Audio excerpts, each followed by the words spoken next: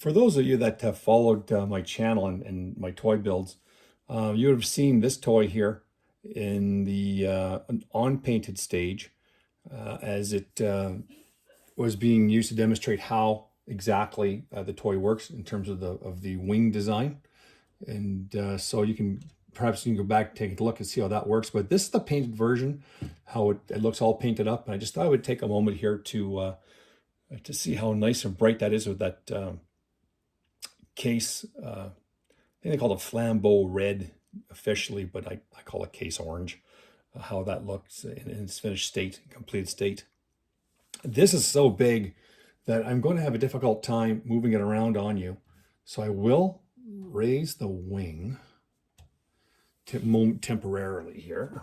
I'm watching, being very mindful of the camera, and I'll maybe just spin it around a bit and just get it for, say, the back side. See if that works. So you can see another angle of it, like so. This is a really nice toy, and as you recall from the other video, if you haven't looked at it already, there's a series of 5 made. This is the prototype. 1 stayed in Canada, number 1, and numbers 3, 4, and 5 have all been bought and are in collections in the United States. This is like I say, it was a lot of fun to build. And when you do build these toys, as I said in another video, you know, when you're building a wing toy, you're actually building 3 in 1, because they got to be perfectly aligned, and then of course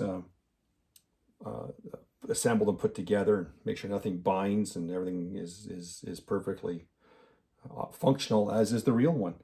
Again, I apologize. Maybe I should stop here for a second, and I'll just take my my camera phone here, and maybe I'll just kind of take it around hand away, do it by hand as opposed to being on a tripod, and get you into some closer detail, so you can just have a good look at the colors and in the design build, because on the tripod you can only get so far and so close, especially on a toy this large.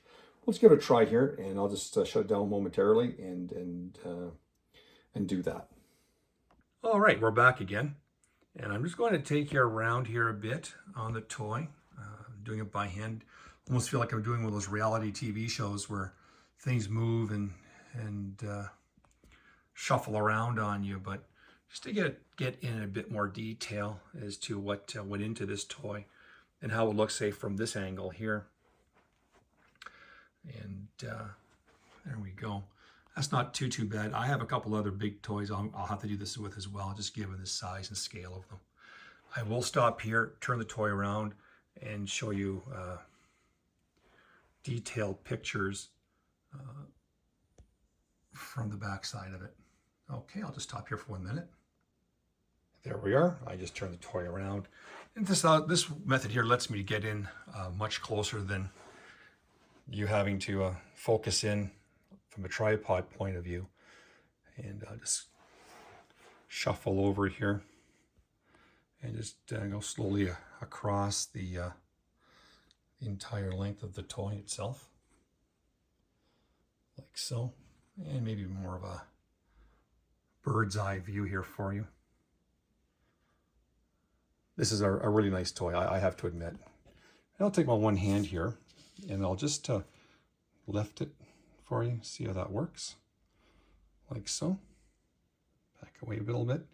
As you can see, being the prototype is my signature slow-moving sign, which is attached to this particular model. And of course, how the locking bars you could flip them up like so, and then lock them in place afterwards. This gives you about a minute or so, a couple of minutes of different angles, and given my lighting here, it's a nice bright colored toy. So you can see some of the parts really pop out on you. There we are, and of course that's the locking bar here that locks it all up. But again, on the version that you saw that's on painted, you see the entire mechanical workings of this thing without the benefit of the paint job. I'll stop here, and I hope you enjoyed this video. Until next time.